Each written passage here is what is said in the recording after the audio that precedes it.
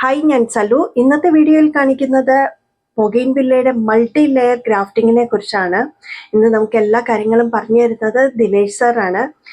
Sir തന്നെ കഴിഞ്ഞ വീഡിയോയിൽ അദീനിയത്തിൻ്റെ ഗ്രാഫ്റ്റിങ്ങിനെ കുറിച്ച് ഡീറ്റെയിൽ ആയിട്ടൊരു വീഡിയോ ഇട്ടിട്ടുണ്ടായിരുന്നു. കാണാത്തവരുണ്ടെങ്കിൽ ഒന്ന് കണ്ടു നോക്കുക.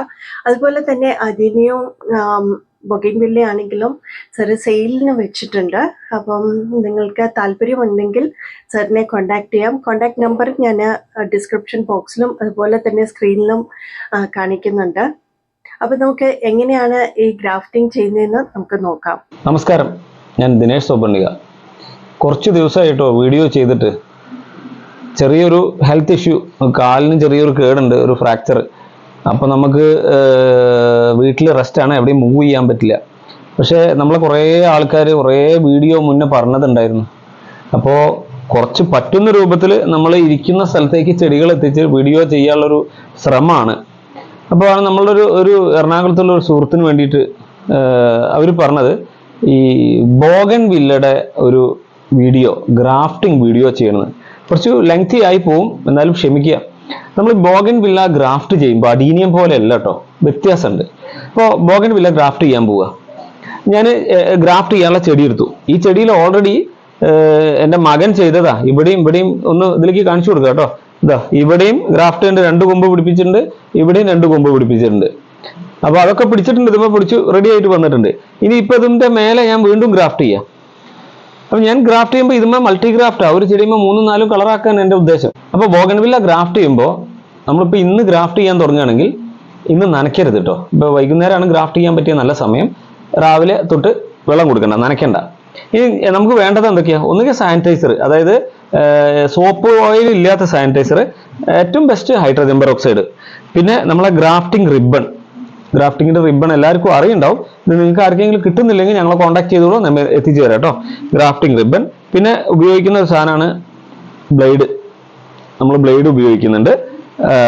പിന്നെ സിപ്പപ്പ് കവർ. ഇത്രയും സാധനമാണ് നമുക്ക് ഇതിന് വേണ്ടത്. പിന്നെ ഒരു സാധനം മറന്നുപോയി, നമ്മളുടെ റബ്ബർ ബാൻഡ്. ഇത് മറക്കരുത്. അപ്പം ഇത്രയും സാധനം നമുക്ക് വേണം. അപ്പോൾ നമ്മൾ ഗ്രാഫ്റ്റ് ചെയ്യാൻ തുടങ്ങുകയാണ്. പക്ഷെ ഗ്രാഫ്റ്റ് ചെയ്യാൻ തുടങ്ങുന്നതിൻ്റെ മുന്നേ ഒരു 2 ആഴ്ച മുന്നേ നിങ്ങളൊരു പണി ചെയ്യണം. അതായത് ഇന്ന് ഗ്രാഫ്റ്റ് ചെയ്യാൻ തുടങ്ങുകയാണെങ്കിൽ 2 ആഴ്ച മുന്നേ നിങ്ങൾ ഏതെന്നാണോ ഗ്രാഫ്റ്റ് കട്ടിങ്സ് എടുക്കാൻ ഉദ്ദേശിക്കുന്നത് അതും ഒരു ചെറിയ പണി. ഇത് എന്തിനാ അറിയോ? 2 ആഴ്ച മുന്നേ ചെയ്യണമെന്ന് നിർബന്ധമൊന്നുമില്ല. പക്ഷെ നമ്മൾ അങ്ങനെ 1 ആഴ്ച 2 ആഴ്ച മുന്നേ ഒക്കെ ചെയ്തു വെച്ചാൽ ഇത് വേഗം സക്സസ് ആവും. അതിനുള്ള പണി എന്താ വെച്ചാൽ, ഇപ്പൊ ഇതുമെന്നാണ് നമ്മൾ ഗ്രാഫ്റ്റ് എടുക്കണത് കരുതുക. ഇതുമെന്നാണ് നമ്മൾ ഗ്രാഫ്റ്റ് എടുക്കണേ കരുതിയാൽ ഇതിന്റെ ഈ പൂ കൊഴിഞ്ഞ ഭാഗങ്ങള്, ഇലഞ്ഞെട്ടികള്, ഇതൊക്കെ ഒന്ന് കട്ട് ചെയ്ത് കളയാം കേട്ടോ. നിങ്ങൾ ഇതിലേക്കൊന്ന് വീഡിയോ കൃത്യമായിട്ട് കാണിച്ചു കൊടുത്തോളൂ. ഒരു കൊമ്പ് നമ്മൾ ചെയ്യുമ്പോൾ ആ കൊമ്പിൻ്റെ ഉണ്ടായിരുന്ന ഇലകളും സാധനങ്ങളൊക്കെ, ഇല അതേപോലെ പൂ ഉണ്ടായിരുന്നിട്ട് ഇതൊക്കെ ഒന്ന് കട്ട് ചെയ്ത് കളയുക. എപ്പോ? 2 ആഴ്ച മുന്നേ. എന്നിട്ട് ആ നാമ്പ് മാത്രം നിർത്തുക, അങ്ങനെ ആക്കി നിർത്തുക. അത് ഏത് കൊമ്പിന്റെ എടുക്കണേ വെച്ചാൽ, ഇപ്പൊ ഞാനിതാ ഈ കൊമ്പാണ് ഞാൻ ഗ്രാഫ്റ്റ്, ഒരു ട്രൈ കളർ പ്ലാന്റ് ആണ് ഇത്. ട്രൈ കളർ ആണ് കേട്ടോ, ഞാൻ മുറിച്ചു കൊടുത്താണ് ട്രൈ കളർ പ്ലാന്റ്. അപ്പൊ നമ്മൾ എന്ത് ചെയ്യണം? 2 ആഴ്ച മുന്നേ ചെടിയുടെ മുകളിൽ നിന്ന് തന്നെ ഇത് മുറിച്ച് കളയണം. ഇത് ഈ കൊമ്പ് എടുക്കാനുള്ള കാരണം ഞാൻ കാണിച്ചു തരാം. നമ്മൾ ഇതിപ്പോ മുറിച്ചു വെച്ചതാണെന്ന് കരുതുക. 2 ആഴ്ച മുന്നേ ഇത് മുറിച്ചു വെച്ച ചെടിയാണെങ്കിൽ അതും ഉണ്ടാവണം മാറ്റം ആദ്യം നമ്മൾ പഠിക്കണം. അപ്പൊ ഞാൻ ഈ കൊമ്പ് 2 ആഴ്ച മുന്നേ അതിന്റെ ഇലയൊക്കെ കളഞ്ഞു നിർത്തി. അങ്ങനെയാണെങ്കിൽ 2 ആഴ്ച മുന്നേ കളഞ്ഞു. ഇന്ന് ഞാൻ പോയി നോക്കുമ്പോൾ അതാ ഒന്ന് ഇതിലേക്ക് കാണിച്ചു കൊടുത്തോളൂ. ഈ അവസ്ഥ ഉണ്ടാവും. പുതിയ ചെറിയ നാമ്പുകൾ നിറച്ച് വന്നിട്ടുണ്ടാവും. സൈഡിൽ നിന്നൊക്കെ പുതിയ നാമ്പുകൾ ഇങ്ങനെ ചെറുതായിട്ട് വന്നിട്ടുണ്ടാവും. സെൻറ്ററത്തെ നാമ്പ് വിടർന്നത്. ഇതിപ്പോ ഞാൻ കട്ട് ചെയ്ത് കാണിക്കുകയാണ്. നിങ്ങൾ 2 ആഴ്ച മുന്നേ നിങ്ങൾ എടുക്കുന്ന ചെടിയുടെ നമ്മൾ കൊടുക്കില്ലേ, ആ ഏതുമെന്നാണോ നല്ല കളർ എടുക്കുന്നത് അതിന്റെ കൊമ്പും ഇലയൊക്കെ ഒന്ന് ഇങ്ങനെ കട്ട് ചെയ്ത് കളയുക. എന്നിട്ട് 2 ആഴ്ച കഴിഞ്ഞിട്ട് നമ്മൾ പോയി നോക്കുമ്പോൾ ഇങ്ങനെ ഉണ്ടാവും ചെടിയുടെ മേലെ. ആ കഷ്ണമാണ് നമ്മൾ ഇതേപോലെ മുറിച്ചെടുത്ത് കൊടുന്നത്. ഇതേപോലെ മുറിച്ചെടുത്തു. അപ്പൊ നമ്മൾ 2 ആഴ്ച മുന്നേ പ്രിപ്പയർ ചെയ്യണം കേട്ടോ. ചെടിക്ക് നല്ല വളമൊക്കെ കൊടുത്ത് പ്രിപ്പയർ ചെയ്തതിന്റെ ഇലയൊക്കെ കളഞ്ഞ് റെഡിയാക്കി. ഇതാണ് നമ്മൾ ഇതിന്റെ മേലെ കൊടുക്കുന്നത്. ഗ്രാഫ്റ്റ് ചെയ്യാൻ വി ഗ്രാഫ്റ്റോ സൈഡ് ഗ്രാഫ്റ്റോ ഏതെങ്കിലും ചെയ്യാൻ ഉപയോഗിക്കുന്നത് ഈ കഷ്ണമാണ്. അപ്പൊ ഞാനിത് മുറിച്ചെടുത്ത് ഉടനെ തന്നെ ചെയ്യാണ്. ഇവിടെ വെച്ചിട്ടുണ്ട്, താഴെ വെച്ചു. ഇനി ഇതാണ് ഗ്രാഫ്റ്റ്. ഈ കൊമ്പിലാണ് ഗ്രാഫ്റ്റ് ചെയ്യുന്നത്. അപ്പൊ ഞാൻ ആ കൊമ്പിന്റെ പൊടിപ്പുള്ള ഭാഗം ഞാൻ ഇങ്ങനെ കട്ട് ചെയ്യണം. ഇതൊക്കെ ഒന്ന് കാണണം. ഇതിലേക്ക് നോക്കിയാൽ മതി, വീഡിയോയിൽ കാണാം. ഈ കഷ്ണം ഞാൻ ചെടിക്കട്ടറോ കത്രികയോ ഉപയോഗിച്ചിട്ട് നന്നായിട്ട് എന്ത് ചെയ്യണം, മുറിച്ച് എടുക്കണം. അങ്ങനെ ഞാൻ ആ കമ്പ് മുറിച്ചെടുത്തു, ആ കമ്പ് മുറിച്ച് കളഞ്ഞു. ഇനി നല്ല ബ്ലേഡ് എടുക്കുക, സ്റ്റെയിൻലെസ് സ്റ്റീൽ ബ്ലേഡ് എടുത്തിട്ട് ഹൈഡ്രജൻ പെറോക്സൈഡ് ഇതിന്റെ മേലേക്ക്, അല്ലെങ്കിൽ സാനിറ്റൈസർ, സോപ്പില്ലാത്ത സാനിറ്റൈസർ ഇതിന്റെ മേലെ നന്നായിട്ടൊന്ന് തേക്കുക. കോട്ടൺ പഞ്ഞി ഉപയോഗിച്ച് തേക്കാം. എന്നിട്ട് ആ ഹൈഡ്രജൻ പെറോക്സൈഡ് ആയിട്ടുള്ള ബ്ലേഡൊക്കെ ഒന്ന് കുടഞ്ഞിട്ട് ഇതിൽ കട്ട് ചെയ്യേണ്ടത്, ഗ്രാഫ്റ്റ് ചെയ്യേണ്ടത് ഈ സെൻറ്റർ അല്ല, ഇളം തണ്ടല്ല, കുറച്ച് മൂപ്പുള്ള കൊമ്പല്ലേ. അപ്പൊ മൂപ്പുള്ള കൊമ്പിൽ ഗ്രാഫ്റ്റ് ചെയ്യുമ്പോൾ സെൻറ്റർ കട്ട് ചെയ്യരുത്. അതിന് പകരം എന്താ അറിയോ, ഈ തൊലിയോട് ചേർന്നിട്ട്, വീഡിയോ ക്ലിയർ ആയിട്ട് കാണണം, ഈ തൊലിയോട് ചേർന്നിട്ടുള്ള ഈ ഭാഗമാണ് ഞാൻ താഴേക്ക് ചെത്തിയെടുക്കുന്നത്. തൊലിയോട് ചേർന്നിട്ടുള്ള ഭാഗമാണ് കേട്ടോ. ഇതിന്റെ റീസൺ എന്താണെന്ന് ഞാൻ പറഞ്ഞു. അപ്പൊ ഞാൻ ഇവിടെയും തൊലിയോട് ചേർന്നുള്ള ഭാഗം ഇങ്ങനെ ചെത്തി താഴേക്ക് ഇറക്കി. ഈ വശവും ഇപ്പുറത്തെ വശവും ശ്രദ്ധിക്കുക, തൊലിയോട് ചേർന്നിട്ടുള്ള ഭാഗമാണ് ചെത്തുന്നത് കേട്ടോ. എന്താണ് അതിന്റെ കാരണം എന്ന് പറഞ്ഞാൽ, ഈ ബോഗൺവില്ലയൊക്കെ ഇപ്പൊ ഞാൻ ഇവിടെ രണ്ട് സൈഡിൽ നിന്ന് ചെത്തിയിട്ടുണ്ട് കേട്ടോ. ഇതിൻ്റെ ഉള്ളിൽ വിടവ് ഉണ്ടാക്കിയിട്ടുണ്ട്. ഈ ഭാഗം ഇങ്ങനെ ചെത്തി ഇങ്ങനെ ആക്കി വെച്ചിട്ടുണ്ട് കേട്ടോ. അതേപോലെ ഇപ്പുറത്തെ ഭാഗവും ചെറുതായിട്ട് ഇങ്ങനെ പുറത്തേക്ക് വിടവാക്കി വെച്ചിട്ടുണ്ട്. ഇനി ഞാൻ ഇതുമെന്ന് കഷ്ണം എടുക്കുകയാണ്. ഇവിടുന്ന് ഈ കഷ്ണം എടുക്കുക. അപ്പൊ ഇതിന്റെ ഇലയുള്ള ഭാഗമൊക്കെ ആദ്യം കളയണം. മുകുളം അവിടെ നിൽക്കുന്നുണ്ട്. ഈ കഷ്ണം എടുത്തു. ഇപ്പോഴുള്ള മുകുളം നിർത്താം, കുറച്ച് നിർത്താം. എന്നിട്ട് ഞാൻ ഈ കഷ്ണം മുറിച്ചെടുക്കുന്നത് കേട്ടോ. നോക്കുക, ഇതൊരു ചെറിയൊരു പീസ് ഇവിടുന്ന് ഇത്ര പോകുന്നൊരു പീസാണ് മുറിച്ചെടുക്കുന്നത്. എടുത്തു. എന്നിട്ട് ഇതിന്റെ സൈഡ്, ഈ മുകുളം ഇത്ര മുകുളം അവിടെ നിന്നോട്ടെ, ഇത്ര ഭാഗം താഴേക്ക് ബ്ലേഡ് കൊണ്ട് നന്നായിട്ടൊന്ന് ചെത്തി,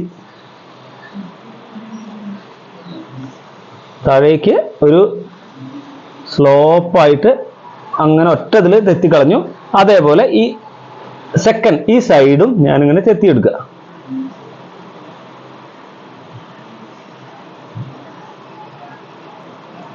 രണ്ടു ഭാഗം ചെത്തി ഉണ്ടോ.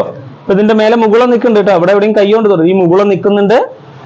അപ്പൊ മുകുളം നമ്മൾ 2 ആഴ്ച മുന്നേ പ്രിപ്പയർ ചെയ്തു. ഈ സയോൺ എന്ന് പറയുന്ന ഈ സാധനം എടുത്തു. ഞാൻ ഈ വിടവിലേക്ക്, ഈ കട്ട് ചെയ്ത് കീറിയ ഈ വിടവിലേക്ക് മെല്ലെ ഇറക്കി വെച്ചു.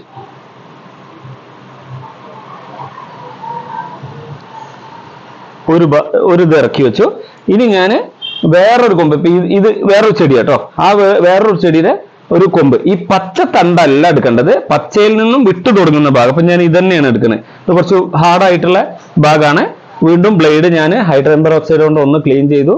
ക്ലീൻ ചെയ്തതിന് ശേഷം വേറൊരു പീസ്, അപ്പൊ വേണമെങ്കിൽ ഇത് മുഴുവൻ എടുക്കാം, അല്ലെങ്കിൽ ഇത് 3 ചെടിയാക്കണം, 3 കഷ്ണാക്കണേ. ഇങ്ങനെ ഒരു പീസ് എടുത്തു. ഇത് കടും പച്ചയിൽ നിന്നും ഈ കട്ടിങ്സ് എടുക്കുന്ന കടും പച്ചയിൽ നിന്നും വ്യത്യാസപ്പെട്ട കളർ, ബ്രൗണിലേക്ക് പോയിക്കൊണ്ടിരിക്കുന്ന കളറാണ്. ഇതും ഇതേപോലെ ഇതിന്റെ സൈഡ് ഞാൻ അങ്ങനെ ഒറ്റതിൽ ചെത്തി. അതുപോലെ ഇപ്പൊ ഈ താഴെ ഭാഗത്തുനിന്നും ഈ രണ്ടാമത്തെ സൈഡും ഇതേപോലെ എടുത്തിട്ട് ചെത്തി. 2 ഭാഗം ഒരേപോലെ ചെത്തിയിട്ടുണ്ട്. നിങ്ങൾക്ക് കാണുന്നുണ്ടാവും. ഇതിന്റെ മേലെ മുകുളങ്ങളും ഉണ്ട്, ചെറിയ മുകുളങ്ങളും ഉണ്ട് കേട്ടോ, ചെത്തി.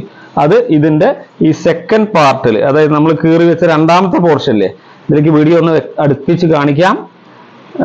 ഈ രണ്ടാമത്തെ പൊളിച്ചു വെച്ച ഈ ഭാഗത്തിന്റെ ഉള്ളിലേക്ക് ഇത് കൃത്യമായി ഇറക്കി. കൃത്യമായി ഇറക്കിയിട്ട് പിന്നെ നമ്മൾ ചെയ്യേണ്ടത്, നമ്മളെ കയ്യിലുള്ള റിബൺ ഉണ്ട്. ഇതാണ് ഗ്രാഫ്റ്റിംഗ് റിബൺ എന്ന് പറഞ്ഞ്. ഇത് പ്രൊഫഷണൽ ഗ്രാഫ്റ്റിങ്ങിന് നമ്മൾ ഉപയോഗിക്കുന്ന റിബൺ തന്നെയാണ്. നല്ല സ്ട്രെച്ച് ചെയ്യാൻ പറ്റിയ ഫിലിമാണ് കേട്ടോ. ഏറ്റവും കനം കുറഞ്ഞ ഫിലിമാണ്. ആ ഫിലിം എടുത്തിട്ട് ഇതിന്റെ മേലെ താഴേന്ന് ലേശം നീട്ടി പിടിച്ചിട്ട്, വീഡിയോ ഇതിലേക്ക് ഒന്ന് സൂം ചെയ്ത് കാണിക്കണം. അങ്ങനെ വെച്ചിട്ട് ഇതിലേക്ക് ഇതിന്റെ മേലെ ഒന്ന് ചുറ്റുക, ഒന്ന് മെല്ലെ ചുറ്റുക, അത് വിടാത്ത തരത്തിലൊന്ന് ചുറ്റുക. ചുറ്റിയല്ല, അതിന്റെ ഫുൾ കവേർഡ് ആയി കഴിഞ്ഞാൽ അതിലേക്ക് കാണിക്കാം. നമ്മൾ ഇവിടെ ഒന്ന് പ്രസ് ചെയ്തിട്ടൊന്ന് ജസ്റ്റ് സ്ട്രെച്ച് ചെയ്യുക. അതേപോലെ ഇങ്ങനെ സ്ട്രെച്ച് ചെയ്യുക. ഇത്ര വേണമെങ്കിൽ സ്ട്രെച്ച് ചെയ്യാൻ പറ്റും. സ്ട്രെച്ച് ചെയ്ത് കഴിഞ്ഞാൽ അത് കുറച്ച് ടൈറ്റ് ആയിട്ട് അതിന്റെ മേലെ ചുറ്റി കൊടുക്കുക. നല്ല ബലത്തിൽ വലിച്ചു ചുറ്റണേ. നിങ്ങൾക്ക് എത്ര ടൈറ്റ് ചെയ്യാൻ പറ്റുമോ അത്രയും ബലത്തിൽ വലിച്ചു ചുറ്റണം. ചുറ്റിയിട്ട് ജസ്റ്റ് ഇപ്പുറത്തെ ഭാഗം കൂടി വലിച്ച് ഇതിലേക്കൊന്ന് കെട്ടുക. ഇനി ഈ കെട്ടിക്കൊടുത്തതിന്റെ ശേഷം ചെയ്യാനുള്ള, നല്ല ടൈറ്റ് ചെയ്തിട്ട് 1 2 തവണ അത് കെട്ടിക്കൊടുക്കാം. അങ്ങനെ ചെയ്തതിന്റെ ശേഷം ഒരു സിപ്പപ്പ് കവർ, സിപ്പപ്പ് ഐസിന്റെ കവർ എടുത്തിട്ട് ഞാൻ കുറച്ച് നീളം കുറയ്ക്കുകയാണ് കേട്ടോ, ചെറിയ നീളം കുറയ്ക്കുകയാണ്. ഇതാണ് സിപ്പപ്പ് ഐസിന്റെ കവർ. ഇത് ഞാൻ സാധാരണ വെള്ളത്തിൽ, ഇതിലേക്ക് ഒന്ന് കാണിച്ചു കൊടുക്കാം. ഇതാ ഈ വെള്ളത്തിൽ ഒന്ന് മുക്കി ചെറിയൊരു നനവ് പോലെ ആക്കി, എന്നിട്ട് കുടഞ്ഞു കളഞ്ഞതിന് ശേഷം ഇതിന്റെ മേലെ ഒന്ന് ഇങ്ങനെ ഇട്ട് കൊടുക്കുക. ഇത് നല്ല വേനലാണെങ്കിൽ മാത്രം ഇങ്ങനെ ചെയ്യാം, അല്ലെങ്കിൽ പ്ലെയിൻ ആക്കി ഇട്ട് കൊടുത്താലും. ഇത്രയും ചെയ്തു. എന്നിട്ട് അതിന്റെ മുകളിലേക്ക് ഒരു റബ്ബർ ബാൻഡ് എയർ ടൈറ്റ് ആക്കാൻ വേണ്ടിയിട്ട്, വീഡിയോ ഇതിലേക്ക് ഒന്ന് സൂം ചെയ്തോളൂ. ഇതെങ്ങനെ വെച്ചു, ഇങ്ങനെ വെച്ചിട്ട് ചെയ്തിട്ട് ഇട്ട് കൊടുക്കുക.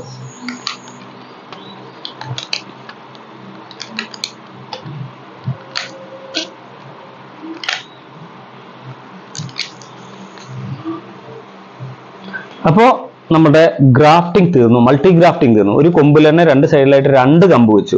ഇത് ഓൾറെഡി 2 കമ്പായി, ഇത് 2 കമ്പായി, 4 കളർ. ഇതിന്റെ ബേസ് കളർ 5, ഇപ്പൊ 2 വെച്ചു, 6 കളർ.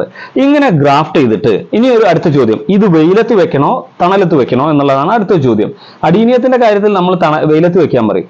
എന്നാൽ ബൊഗൈൻവില്ലയുടെ കാര്യത്തിൽ ഇത് ഒരാഴ്ചയെങ്കിലും മിനിമം 40% സൺലൈറ്റ് ബിലോ കിട്ടുന്ന ഒരു സ്ഥലത്ത്, അതായത് നേരിട്ട് വെയിൽ ഒരിക്കലും ഇതുമ്മ തട്ടാൻ പാടില്ല, ഷെയ്ഡ് ഉള്ള സ്ഥലത്ത് വെക്കണം. ഇനി വെയിൽ അഥവാ കിട്ടും എങ്കിൽ ഇതുമ്മ ന്യൂസ് പേപ്പർ കൊണ്ട് ഒരു കവർ ഇട്ട് കൊടുക്കുക. ഒരാഴ്ച തണലത്ത് വെക്കണം. പിന്നെ അടുത്തൊരു ചോദ്യം, എന്ന് തൊട്ട് നനയ്ക്കാമെന്ന്. നിങ്ങളൊരു ഗ്രാഫ്റ്റ് ചെയ്ത് 2-ാം ദിവസം ചെടി വാടാൻ തുടങ്ങും, കാരണം ഇതിന് വെള്ളമില്ലെങ്കിൽ വാടും. ലൈറ്റായിട്ടൊരു സ്പ്രേ ചെടി കേടുവരാത്ത തരത്തിലുള്ള ലൈറ്റ് ആയിട്ടൊരു സ്പ്രേ കൊടുക്കുക. അത് കഴിഞ്ഞ് വീണ്ടും 2 ദിവസം കഴിഞ്ഞാൽ ഒരു സ്പ്രേ ആയിട്ട് കൊടുക്കുക. ചെടിക്ക് കേടാവാതിരിക്കാനുള്ള നന മാത്രം കൊടുക്കുക. ഒരാഴ്ച ഇതേ കണ്ടീഷനിൽ ഈ ഗ്രാഫ്റ്റ് ഇരിക്കുന്നുണ്ടെങ്കിൽ നിങ്ങൾ ചെയ്തത് സക്സസ് ആയി എന്ന് പറയാം. അപ്പൊ നിങ്ങൾക്ക് ഒരു ചെടിയിൽ അനേകം വർണ്ണങ്ങൾ അല്ലെങ്കിൽ വ്യത്യസ്ത കളറുകൾ പൂക്കൾ ഉണ്ടാക്കി വർണ്ണ വിസ്മയങ്ങളായിട്ടുള്ള ഒരു ബോഗൻവില്ലയുടെ ഗാർഡൻ നിങ്ങൾക്ക് നിർമ്മിക്കാം. ഞങ്ങൾ പല സ്ഥലത്തും ക്യാമ്പ് നടത്തുമ്പോൾ ധാരാളം ആളുകളൊക്കെ വരാറുണ്ട് ചെയ്തു പഠിക്കാനായിട്ട്. അപ്പോൾ ഞങ്ങളുടെ വീഡിയോ ഇഷ്ടപ്പെട്ടിട്ടുണ്ടെങ്കിൽ, ഈ പുതിയ അറിവ് നിങ്ങൾക്ക് ഉപകാരപ്രദമാവുമെങ്കിൽ നിങ്ങൾ സുഹൃത്തുക്കളുടെ അടുത്തേക്ക് ഷെയർ ചെയ്ത് കൊടുത്തോളൂ.